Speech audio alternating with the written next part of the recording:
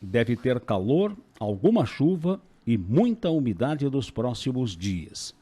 É o que a Meteo-Meteorologia está repassando como boletim meteorológico para os próximos, para esta semana e o começo da semana que vem. Hoje ainda esta situação de umidade bastante acentuada, sensação de abafamento vai se repetir ao longo desta terça-feira.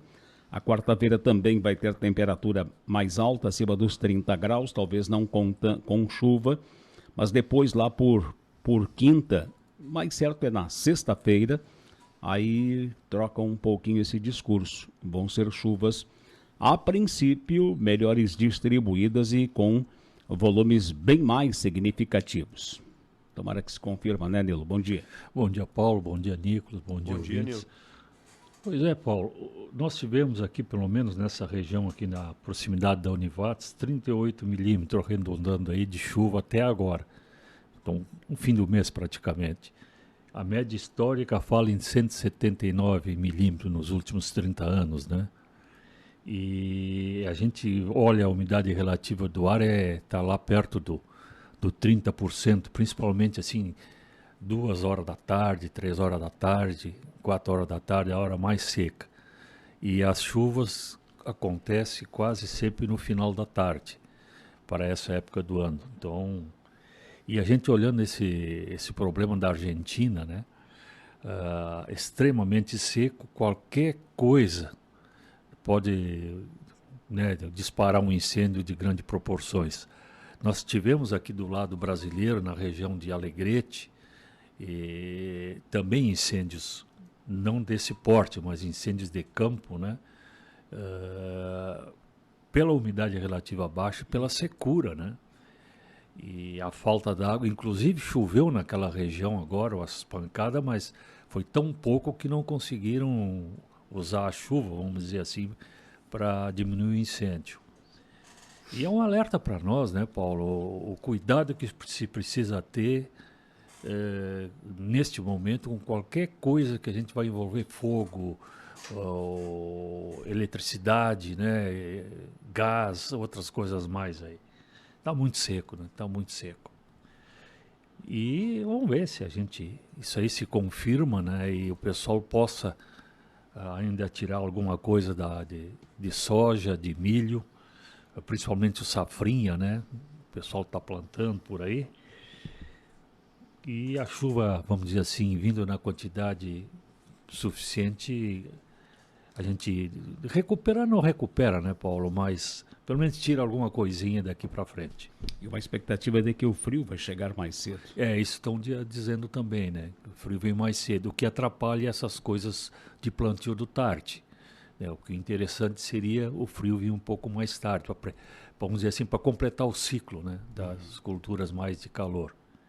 E a gente olhando as informações, por exemplo, de hortigranjeiros e hortaliças, a Conab, através do Boletim de Mercado Hortigranjeiro, informa, né, que continuam os preços altos e a tendência ainda é por um bom tempo, até acontecer a recuperação desse setor.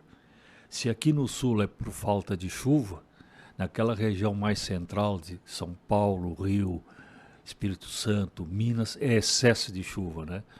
E como hoje esse negócio de hortigranjeiro, ele circula por todo o país, nós vamos pagar mais caro pelo produto ainda por um tempo.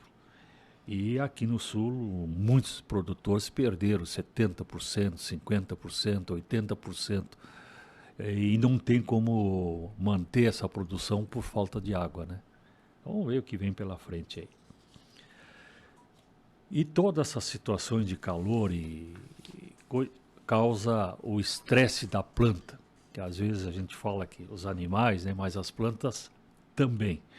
E se a gente observar, essas plantas submetidas ou por muito calor, ou por muito frio, ou por falta de chuva, enfim, qualquer situação climática fora do normal, algumas dessas plantas conseguem sobreviver ou aguentar bem mais que outras. Isso aí sempre chamou a atenção de quem trabalha na agricultura. Aí cientistas do Centro de Pesquisa de Genômica Aplicada a Mudanças Climáticas, o Centro de Pesquisa de Engenharia, a Fundação de Amparo à Pesquisa do Estado de São Paulo, a FASPESP, a Embrapa e uma universidade da Inglaterra, de Nottingham, e mais a Unicamp, a Universidade de Campinas, descobriram uma proteína dentro da célula das plantas, num órgão chamado de usina celular, que essas plantas são disparadas por essa proteína quando ela se sente estressada. E isso faz com que elas se defendam. E elas tomam posições, e aí é variado para cada planta. E elas indicam que há insuficiência de oxigênio e ela se defende. Algumas conseguem ir até o fim vamos dizer assim, da situação para poder se perpetuar, porque a natureza é muito sábia. Ela não liquida tudo, né? Ela vai levando algumas situações e que permita que ela continue se reproduzindo. Essas plantas que são submetidas, então, ao estresse, elas diminuem a fotossíntese, as folhas ficam amareladas e muitas caem. A gente vê agora na área de citros, as laranjas cheias de folha seca embaixo, né? Porque a planta procura perder folha para respirar menos e perder menos água, e isso aí cai no chão. Como também diminui o tamanho das frutas, da carga ou murcha, né? Isso tudo em forma de defesa.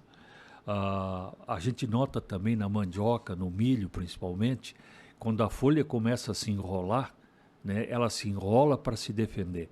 Ela faz isso aí. Se olhar, a gente chama que a folha está encharutando, né? Ela fica dobrada. Isso também evita a perda de umidade, evapotranspiração. Quem tem violeta em casa deve notar que aquelas que começam a receber mais sol que deve, elas ficam com as folhinhas tudo em pé, para pegar o menos possível de luz e menos possível de calor. São reações que a planta tem sob o estresse climático aí. Outra situação de estresse é a falta de algum nutriente no solo. Existe a tal de lei do mínimo, que diz que não adianta tu adubar uma lavoura se um dos elementos essenciais para a planta tiver em pequena quantidade. Ela vai responder pelaquela pequena quantidade. Se a minha lavoura falta potássio, eu botar fósforo, nitrogênio, botar tudo direitinho, ela vai responder pelo que está faltando. O resto é dinheiro, vamos dizer assim, que tu bota a mais e dinheiro que não vai ser aproveitado pela planta. Também acontece ao contrário. Por exemplo, tu bota excesso de nitrogênio na planta, ela dispara aquela proteína e ela vai crescer mais as folhas, vai ficar mole, frágil, e são ali que começa quase sempre problemas de doença e ataque de pragas. Para aquela parte ali é a parte mais frágil da planta. Então são situações, e isso também acontece com a área de insetos e doenças, né? Que isso só vai acontecer se a gente olhar uma planta, tem muitos insetos em cima.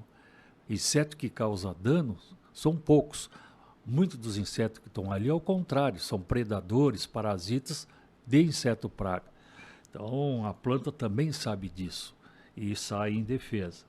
Então, a gente sempre diz, para ter uma boa safra, precisamos ter planta em equilíbrio com o meio ambiente, com o agroecossistema, e lógico, com temperatura, com a adubação, né, os elementos que precisa. Então, é uma situação que está acontecendo agora, né? A planta está por estresse hídrico, né? Falta de água. Nós estamos tendo aí essa quebra violenta nas plantas. Isso é só uma explicação da natureza, da parte científica, de por que acontece isso, né? Mesmo que a gente vai molhar, essas plantas não mais responderão como devia de ser. Eles já sofreram o estresse delas. Quando é um plantio comercial, né, Nilo, aí é interessante o gotejamento, o processo da irrigação com gotejamento em determinados horários do dia, Quando é um plantio Sim, comercial. sim. Porque senão não tem mais como manter, né? Não tem. Se E, perdeu e o próprio gotejamento, Paulo, ele entra na planta todas as vezes que o solo estiver seco.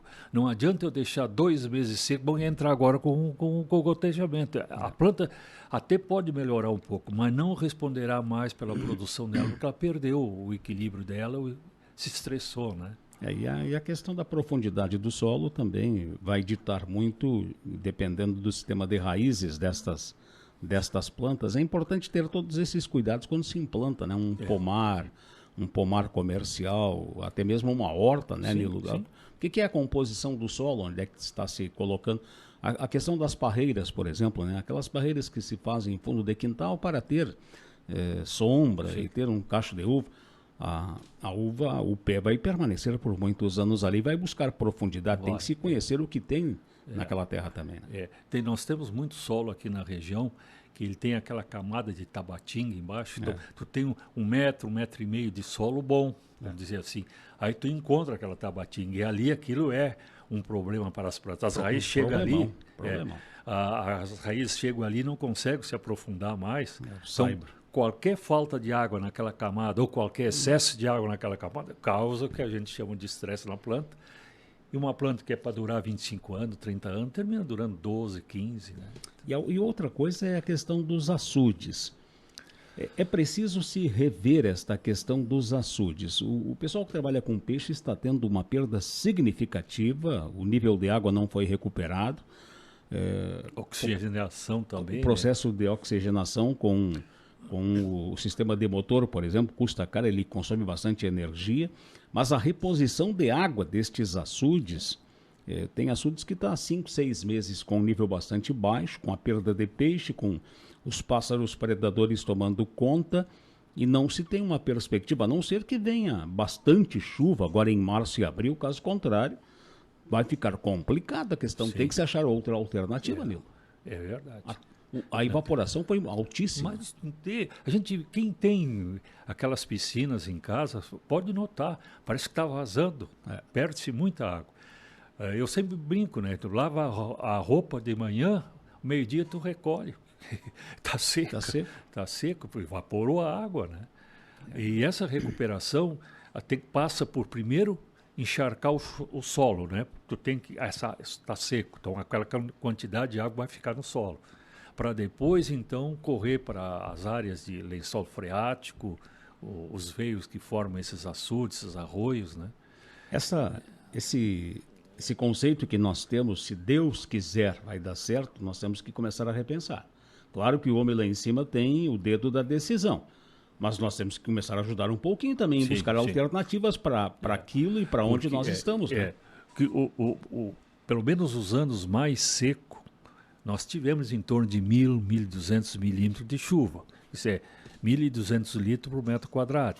Claro, às vezes concentrado, às vezes em pequenas partes. Agora, nós vamos precisar aprender a usar a água da chuva, porque a nossa água que nós tomamos é da chuva. Não, eu tenho um poço artesiano, mas quem forma o poço artesiano é a infiltração de água aí pelas matas. A água é uma só, né? A água é essa aí. Nós vamos precisar aprender a lidar com elas. Aprender com países como Israel, né, que está num deserto lá e faz o que faz em termos de produção, né? Desperdiçar menos, né, Nilson? Desperdiçar menos. O brasileiro vai 180 litros de água por pessoa, né, perder uma série de outras coisas, né? De manejo de água, de uso de água, isso precisa ser... O desperdício que nós estamos comentando aqui, falando, pelo menos no nosso entendimento, não é aquele do banho, não é aquele da louça, não é aquele da limpeza necessária das instalações, dos equipamentos, da residência, lavação de roupa. Não é isso que nos referimos. É o fato de abrir a torneira ou a mangueira, abrir a torneira na mangueira ou só a torneira, e aí esquecer que ela está ligada. Vazamentos que a gente pode consertar e não faz. Esse é o vazamento, esse tipo de desperdício é o mais preocupante, Nilo. É água que vai fora. Tratada, né? Tratada, custa caro. Em termos de evento, Paulo, eu lembro que agora, de 7 a 11 de março, a Expo Direto, né, lá em Nome Toque, está aí novamente. E depois, no fim de março, 23 a 26, tem a Expo Água Fubra, lá em Rincão del Rei, né? Qual é o período? Essa é para nós pequenos, né? Essa é para o meu tamanho. Pro meu tamanho. 23 a 26 de março. Opa. Né? Então, um período interessante aí. Importantíssimo, até pelas novidades que trazem para o agricultor de pequeno porte, para aquele que trabalha com a lavoura de pequeno porte, para aquele que quer buscar um novo norte na atividade agrícola. Esta lá em Rincão del Rei, no finalzinho do mês de março, é importante. Então a gente já Esse fala... ano normal. Claro, com aquelas coisas de máscara, álcool gel. Começa no dia 23 e vai até dia 26 de março. Boa. Então a gente já começa a anunciar para a gente que se organizar, as excursões e aquela história toda. Um abraço, Paulo, vai lá para Poço das Antas, para o Irineu Rux, está de aniversário lá da Conservas Vale do Paraíso. Arroio do Meio, Gilberto de Lázari, para a Travesseira, para a Lorida Mertz, e para Colinas, para o Milton Juquinha, que nos acompanha sempre de madrugada.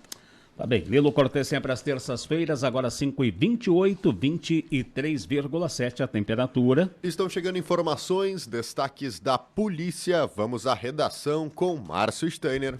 Pouco depois das 8 horas da noite de ontem,